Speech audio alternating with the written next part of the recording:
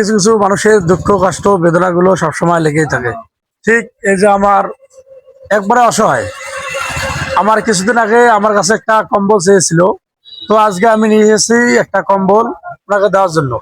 তো আসলে উনি অসহায় আর উনি একবার অসুস্থ, যে একটা কম্বলে ঠান্ডার মধ্যে গায়ে দিবে এরকম সামর্থ্য ওনার কেনার মতো নাই।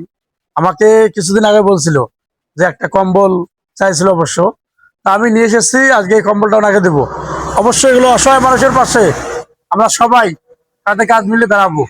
আর ভিডিও ভালো লাগলে অবশ্যই শেয়ার করে দিবেন আর সবাইকে দেখার সুযোগ করে দিবেন। তো ওনার কি সমস্যা? পঙ্গু।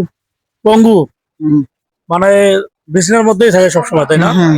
হয়তো আপনার এই কম্বল কেনার মতো সামর্থ্য নাই। না, তো এখন কোথায় নিয়ে যাচ্ছেন? পেশাবও করে বিছনা পাটি। মানে ওই বিছানার মধ্যে সবসময় থাকে? হুম, আচ্ছা, তো এগুলো দেখে কি? আপনি দেখেন? আমি দেখি। আপনার কি হয়? বেটার বউ। আপনার ছেলের বউ? হুম, দেখছেন বন্ধুরা, ওনার ছেলের বউ। ছেলে নাই। ওনার ছেলে নাই, উনি দেখে বউকে। কি একটা অবস্থা! মানুষ নিজের ছেলের বউকে কিভাবে দেখে? উনি অসহায়, উনি বিছানার মধ্যে পড়ে থাকে আর ওনার শাশুড়ি ওনার খেজমত করে। তো অবশ্যই তাইও বুড়িয়া।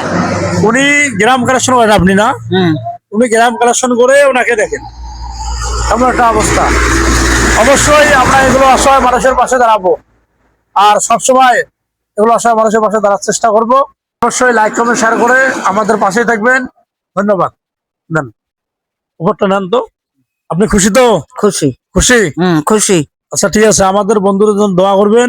আর এগুলো আমি যেন সবসময় হ্যাঁ, এগুলো অসহায় মানুষকে দিতে পারি, দোয়া করবেন আমার জন্য অবশ্যই। হ্যাঁ। তোমরা সব সময় থাকে নাকি কি হবে না হবে তো তোমাকে জানাবো। আচ্ছা ইনশাল্লাহ।